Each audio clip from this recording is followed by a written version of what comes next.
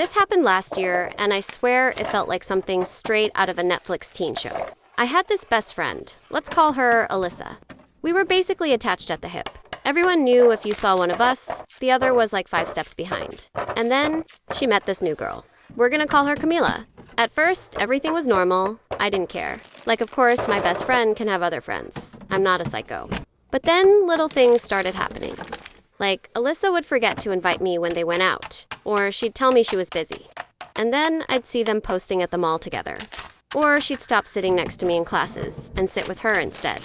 Normal stuff at first.com. Until one day she told someone she finally had a friend who matched her vibe. Excuse me, I literally choked when someone told me she said that. So whatever, I ignore it. But then she stops talking to me altogether. No texts, no calls, nothing. It was like I became invisible overnight. Fast forward to the worst part. I walk into school one morning, and she's wearing my jacket. My jacket that I let her borrow like 3 months before, the one she swore she couldn't find. She looks at me dead in the face and goes, "Oh, I forgot this was yours." Like, girl. But okay, whatever. Then, this is where IT gets messy. I find out Alyssa and Camila made a whole group chat without me, named the Real Besties.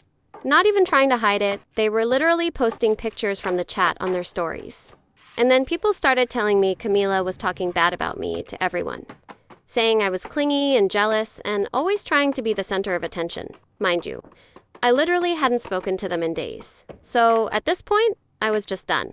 I wasn't going to beg for a friendship. But here's the plot twist. 2 weeks later, Alyssa shows up to school crying, like sobbing in the bathroom. Guess what happened? Camila stole her crush. Like, full-on started dating him behind Alyssa's back. And then when Alyssa confronted her, Camila told her she was being dramatic and acting like a loser. The same way she used to talk about me and Alyssa. Suddenly wanted to be best friends again. She texted me paragraphs about how she missed me, how she was sorry, how I was the only real friend she ever had, and I just couldn't. Because she didn't care when it was happening to me. So I told her, I'm not mad. I just don't want this energy in my life again. And we haven't been friends since. And honestly, best decision I ever made. I'm about to share a story about the challenges life has thrown at me. My parents, especially my dad, weren't what some would call expressive and loving. They constantly fought and seemed to spend more time hating each other than anything else. Dad always had the TV blaring. The noise kept me up at night, so I often resorted to sleeping with headphones on. I knew he wasn't a bad person. He just had some annoying habits and seemed to enjoy annoying Mom. Mom was kind. She did her best to be the best mom. She'd surprise me with toys and candies. My favorite place was our treehouse, which Mom built for me. It was my escape. I loved spending time there with my bestie Joy. Marianne, everything will be okay. My mom got me 2 dolls and I want to give you one. Let's grab some ice cream. Joy was my best friend since kindergarten. She always knew how to cheer me up, sharing her toys with me. We were inseparable, so much so that some people at school mistook us for twins. Plus, Joy had an amazing voice. Sometimes she sang to me until I fell asleep in the treehouse. Joy's family seemed perfect. Her mom was a successful fashion designer, and her dad was a police officer. Sometimes I found myself wishing I was part of her family, but I'd immediately feel guilty knowing my mom loved me. When I was 16, my gymnastics coach said I should compete in another state. Excited, I asked my parents for money to go. Dad, busy with his motorbike, brushed me off. Wish I could, honey, but I gotta paint the bike. It's my pride and joy. I could tell Mom wanted to help by the way she looked at me, giving me the, "I wish I could help you, dear" look. And that day, I made up my mind to do something. I grabbed my dad's motorbike keys, thinking I could ride to the competition myself. But since I didn't really know how to drive, I ended up crashing into a fire hydrant. Dad was furious about his damaged bike, but before he could say anything, Mom intervened. "Don't you dare yell at her." Mom then hugged me and handed me some money. "Here, take this money. I've been saving it for quite a while now. I love you, babe." I hugged Mom tightly. I participated in the gymnastics competition and took second place. On the way back, my coach had some really bad news. "Your mom got into an accident while buying ingredients for your favorite apple pie. She's in the hospital now, in a coma." I couldn't say a word. I just stayed quiet all the way home. When I got back, Dad hugged me and told me not to worry, saying Mom would be okay. Later at dinner, I asked Dad something tough. "Dad, can I stay with Joy's family for a bit? It's not that I don't like being with you, but I feel happier there. They really care about me." Sure, if that makes you happy. I'll talk to Joy's parents. and Joy's family was really welcoming. Joy's mom used to say, "We're glad to have you, dear.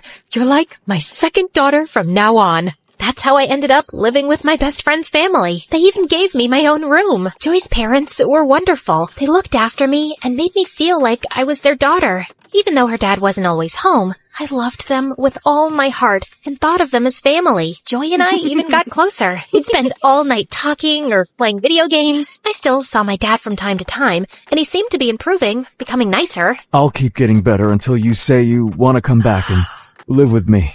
Well, that might take some time, but yeah, keep your hopes up.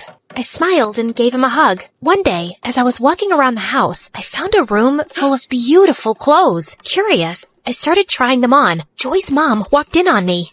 "You look beautiful! I've always hoped to share my wardrobe with a daughter." Just then, Joy walked in, and her mom invited her to join. "Joy, darling, come try on some clothes too." I don't want to. Soon, I got really close to Joy's mom. We hung out a lot, and I even helped her out at photo shoots, sometimes modeling for her. One day, I was shocked to see my picture on the cover of a big magazine. I wish Joy liked fashion like you do. Thank you for always being here for me. I smiled and thanked her for making me feel like part of her family. But something was off with Joy. She started keeping to herself, staying in her room, and didn't want to hang out or do anything with me. When I tried talking to her, she just said, I want to be left alone. I was really worried about Joy's sudden change and couldn't figure out what I did wrong. I kept trying to fix things, even apologizing, but nothing worked. She sometimes even yelled at me. I had to give her space, even though it hurt a lot. One evening at dinner, Joy's mom shared some exciting news. "Marianne, your teacher called. Your college aptitude test scores were amazing. I'm so proud of you." Turning to Joy, her mom asked, "And how did yours go, honey?" Oh, I didn't bother with it. I'm going to be a singer, so I don't need it. Maybe one of your famous friends could help produce my album? "I won't do that. I want more for you. You're going to college, and later you can decide what you want." What? You can't make those decisions for me. I'm going to be a singer, and that's that. As your mom, yes, I can guide you. You can't tell me anything. Joy, stop. Your mom's just trying to help. You shut up. My life was better before you showed up. Go back to your miserable family and leave us alone. I hate you both. Angry, Joy knocked all the family pictures off the shelf. After that, her behavior got worse. She began skipping school and got mad whenever someone tried to talk about what she was doing. Joy's behavior toward me got worse, turning her into what felt like a real-life villain. She constantly tried to make trouble for me, and even though her mom always ended up forgiving me, it just made Joy angrier. For example, Joy switched her unfinished homework with mine, confusing my teacher. Luckily, the teacher sorted it out. Joy made a fake social media account with my name, posting embarrassing stuff. It took a while, but I showed it wasn't me and shut it down. Joy hid a library book I borrowed, causing me to get late fees. Her mom found it later and figured out Joy's trick. Joy messed with my bike's brakes. I felt something was wrong before I rode it and stopped myself from getting hurt. This escalated one afternoon when Joy's mom was away on a business trip and her dad was away at work. Joy decided to do something drastic. She turned the backyard into a makeshift movie theater. I'm not sure showing a movie here is a good idea. Well, it's better than having you around all the time. The backyard quickly filled with people, the projector buzzing to life. I stayed inside, trying to avoid the chaos, and was flipping through a magazine when suddenly, someone stumbled into my room. Oops, my bad. I was looking for the kitchen. Hey, is that a magazine about vintage cars? My dad collects them, and I've read a bunch about them. Is that the issue with the 60s muscle cars? Yes, it is. His name was Brian. We discovered we shared a lot of interests and spent the evening chatting in the kitchen. Just as we were really connecting, the screen outside fell over with a crash. Suddenly, Joy and her mom came in. Look, Mom, I knew it. Marianne set up this whole movie thing just to hang out with her boyfriend. Boyfriend? That's not true. Why would I organize this party? Joy, you're my only friend here. Then explain him being in your room. This must be your party. Enough, Joy. I don't think Marianne would do this. But young man, it's time for you to go home, please. Joy looked so angry and stormed off. She stopped talking to me and just ignored my existence. I kept talking to Brian. Having him in my life was great. He was nice-looking and well-mannered. His family had money, and he shared his dream of becoming a doctor with me. A few days later, Joy's mom called me into the living room, where I found my dad sitting. I really care about you and loved having you here, but things with Joy are getting tough. She's feeling left out. Plus, your dad's been talking to us.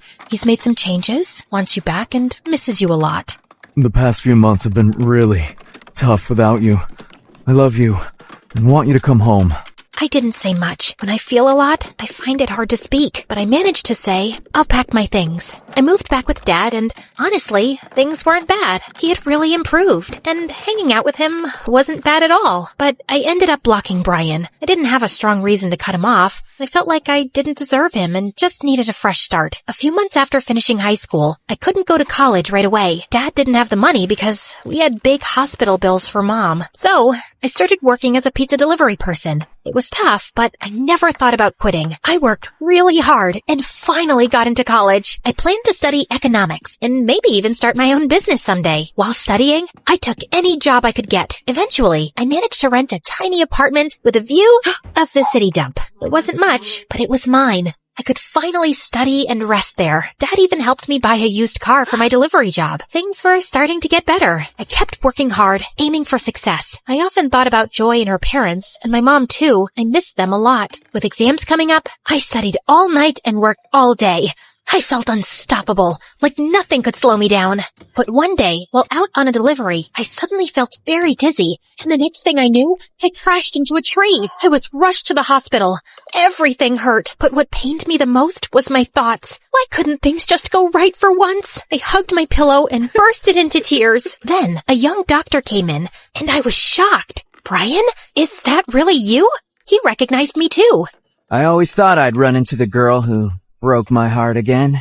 Feeling embarrassed, I just looked down and stayed quiet as usual. Brian had finished medical school and was now an intern at the hospital. I apologized, and we chatted for a while and swapped phone numbers. Over time, we got closer and started dating. Brian had the kindest heart, and he even helped me with my college fees. One day, I went to the hospital to bring Brian his lunch and decided to visit Mom afterward. I entered her room, and she looked so peaceful, just like an angel. I gently kissed her forehead. Mom, I have to tell you something. I tried to replace you. I was so angry when I felt you gave up on me, so I gave up on you. I was angry at Dad too, even though the poor man was struggling without you. I used to be mad at Joy, but as I got older, I understood her and we made up. I'm friends with her mom now too. I love them, but no love can match yours. Guess what? I found out this morning I'm pregnant. I'm going to surprise Brian tonight on our date. I think he's going to propose, and I'll say yes. Mom, I'm happy, but my happiness isn't complete without you.